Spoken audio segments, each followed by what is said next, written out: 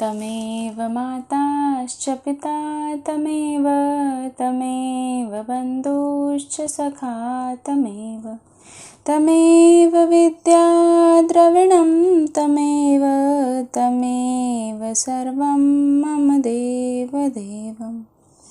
कल हमने गीता का प्रथम अध्याय का प्रथम श्लोक पढ़ लिया था, जो कि था धर्म क्षेत्रे कुरुक्षेत्रे समावेतायुयुत्सवा मामका पांडवाश्चव्य किम कुर्वत संजय। जिसमें धृतराष्ट्र संजय से पूछ रहे थे कि धर्म भूमि कुरुक्षेत्र में एकत्रित होकर युद्ध की इच्छा वाले मेरे और पांडवों के पुत्रों ने क्या क्या किया।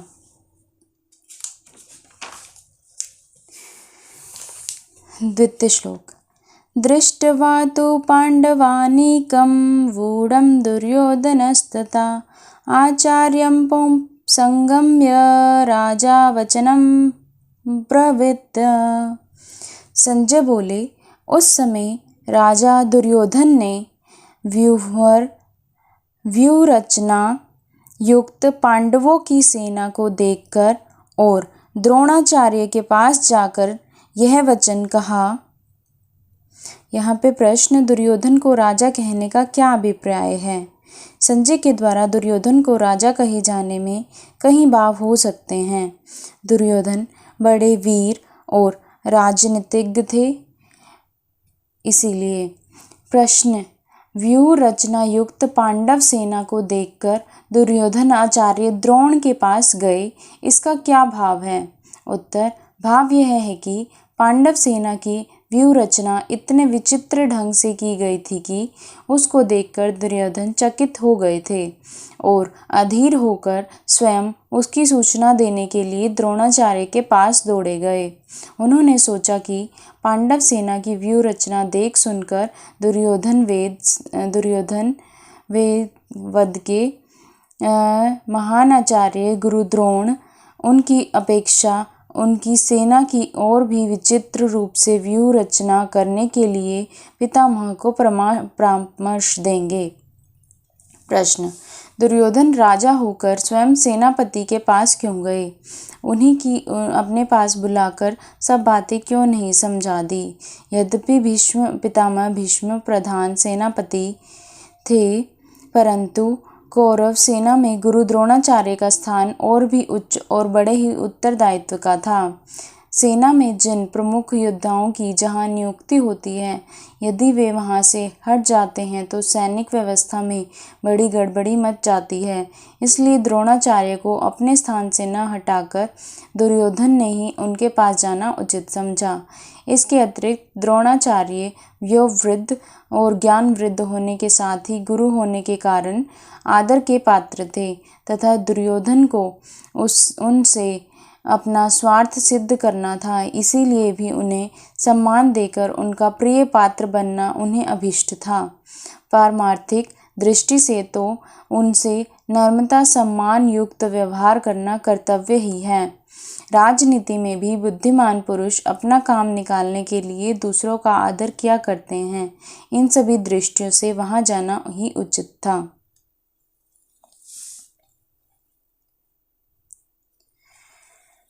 तृतीय श्लोक। दुर्योधन के पास जाकर दुर्योधन ने जो कहा सब उसे बतलाते हैं।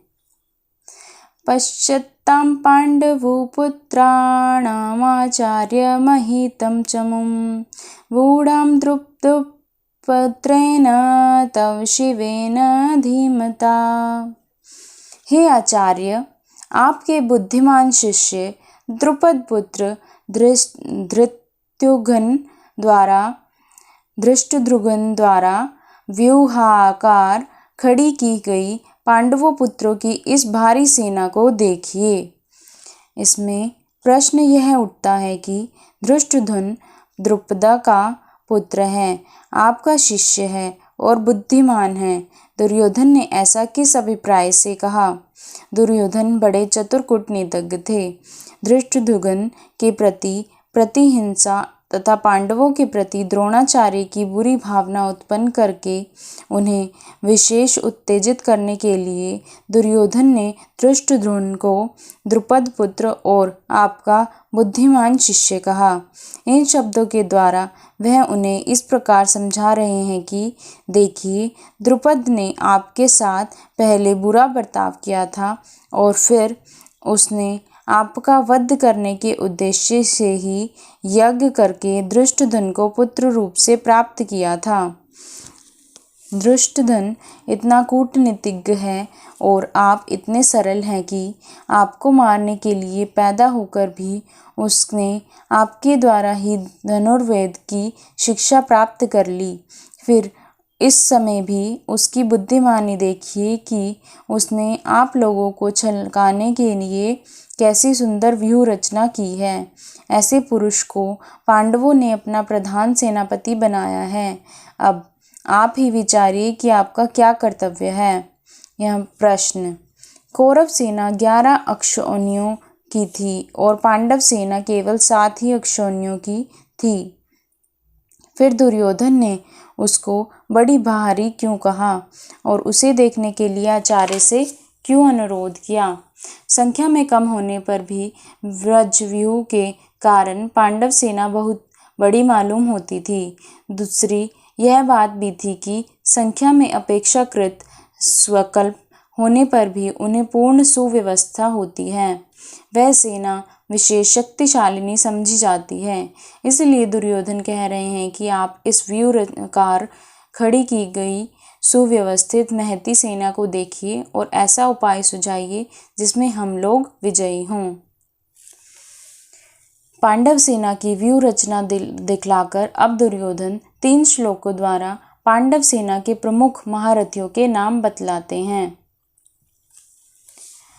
अत्र शूरा महेश्वासा भीमा अर्जुना समायुधि युयुधानो विराटश्च द्रुपदश्च महारथा धृष्टकेतुश्च चेकितान काशीराजश्च वीर्यवान् पुरुजुक्त कुन्तीभोजश्च सैभ्यश्च नरपुङ्गवा युद्धामान्यश्च विक्रान्त उत्तमौजाश्च वीर्यवान् सौभद्रो द्रौपदेयाश्च सर्व एव महारथा। इस सेना में बड़े बड़े धनुषों वाले तथा युद्ध में भीम और अर्जुन के समान शूरवीर सात्विकी और विराट तथा महारथी राजा द्रुपद, धृष्टकेतु और चेकितान और बलवान काशीराज, पुरुजित, कुंतीभोज और मनुष्य में श्रेष्ठ शैब्य, पराक्रमी युद्धामन्यु और बलवान उत्तमौजा, सुभद्रा पुत्र अभिमन्यु एवं द्रौपदी के 5 पुत्र, ये सभी महारथी हैं। प्रश्न। अत्र पद का किस अर्थ में प्रयोग हुआ है? अत्र पद यहाँ पांडव सेना के अर्थ में प्रयुक्त है। प्रश्न। युद्धि पद का अन्वय अत्र के साथ न करके भीमा अर्जुना के साथ क्यों किया गया है? युद्धि पद यहाँ अत्र का विशेष्य नहीं बन सकता क्योंकि उस समय युद्ध आरंभ ही नहीं हुआ था। इसके अतिरिक्त उसके पहले पांडव सेना का वर्णन होने के कारण अत्र पद स्वभाव से ही वाचक हो जाता है, इसीलिए उसके साथ किसी विशेष्य की आवश्यकता भी नहीं है।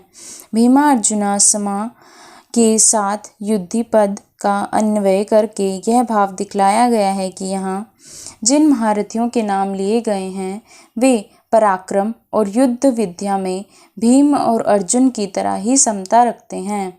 प्रश्न।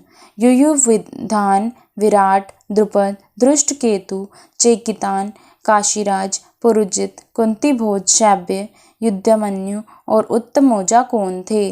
अर्जुन के शिष्य सात्विका की दूसरा नाम युयुधान था। ये यादव वंशीय राजा शैनिक्य के पुत्र थे।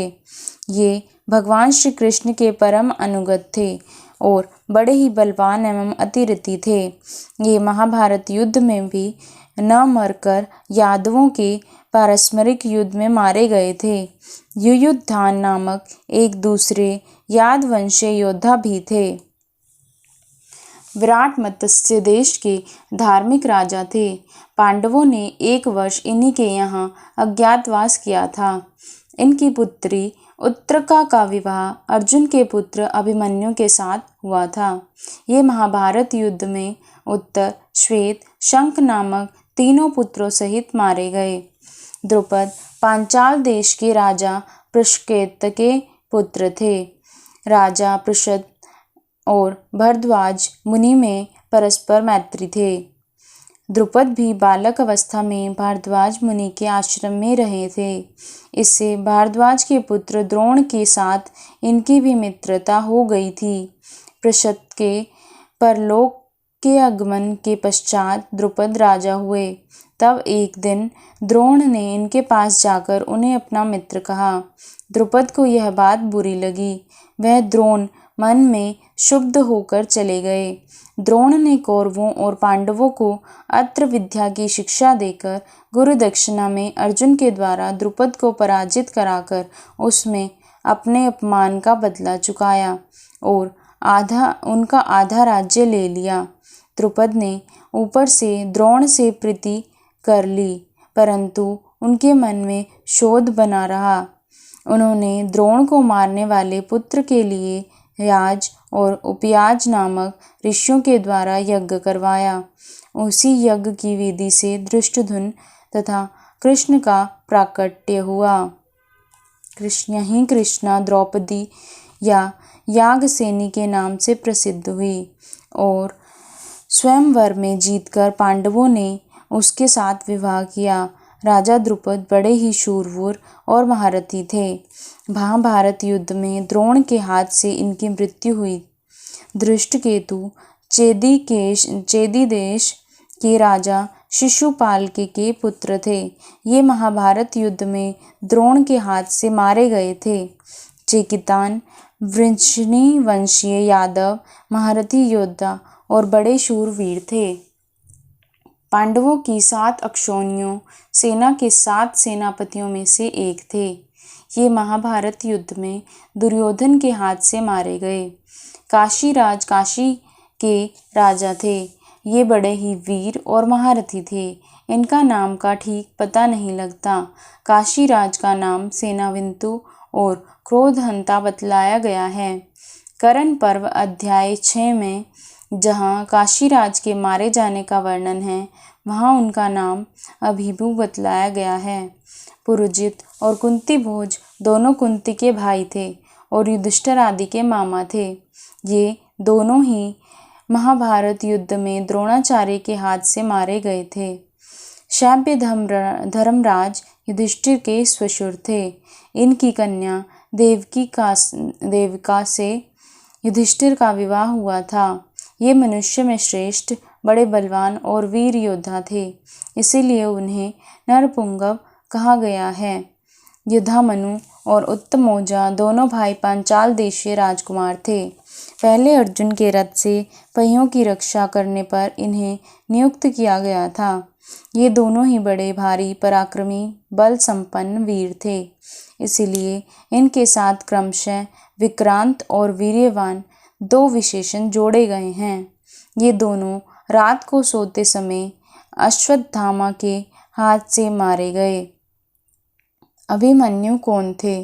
अर्जुन ने भगवान श्री कृष्ण की बहन सुभद्रा से विवाह किया था। उन्हीं के गर्भ से अभिमन्यु उत्पन्न हुए थे। मत्स्य देश के राजा विराट की कन्या उत्तरा से इनका विवाह हुआ था। उनके पिता अपने पिता अर्जुन से और प्रद्युम्न से अस्त्र शिक्षा प्राप्त की थी। ये असाधारण वीर थे।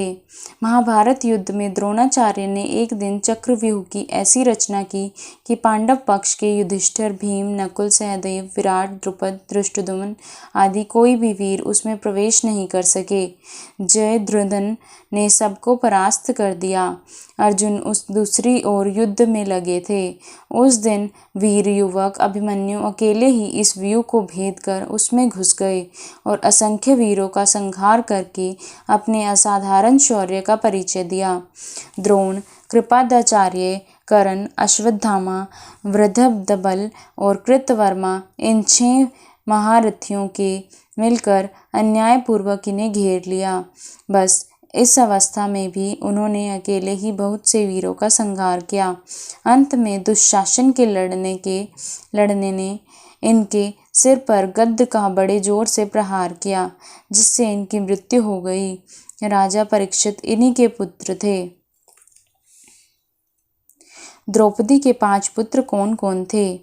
प्रतिविंध्य, सुतसोम, श्रुतकर्मा, शतानीक और श्रुतसेन। ये 5 क्रमशः युधिष्ठिर, भीमसेन, अर्जुन, नकुल और सहदेव के औरस और द्रौपदी के गर्भ से पैदा हुए थे। इनको रात्रि के समय अश्वत्थामा माँ ने मार डाला था। सर्वे एवं महारथा। इन कथन का क्या भाव है? शास्त्र और शस्त्र विद्या में अत्यंत निपुण इस असाधारण वीर को महारथी कहते हैं, जो अकेला ही 10,000 धनुर्धारी योद्धाओं का युद्ध में संचालन करता हो। एको 10 शस्त्राणि योद्धयेस्तु धनीवाम शस्त्र शास्त्र प्रवीणश्च महारथ्य इति स्मृता। दुर्योधन ने यहाँ जिन योद्धाओं के नाम लिए हैं, ये सभी महारथी हैं। इसी भाव से कहा गया है। प्राय इन सभी वीरों के पराक्रम का पृथक पृथक रूप से विस्तृत वर्णन पाया जाता है। वहाँ भी इन्हें अतिरथी और महारथी बतलाया गया है। इसके अतिरिक्त पांडव सेना में और भी बहुत से महारथी थे, उनके भी नाम वहाँ बतलाए गए हैं। यहाँ सर्वे पद से दुर्योधन का कथन उन सभी के लिए भी समझ लेना चाहिए।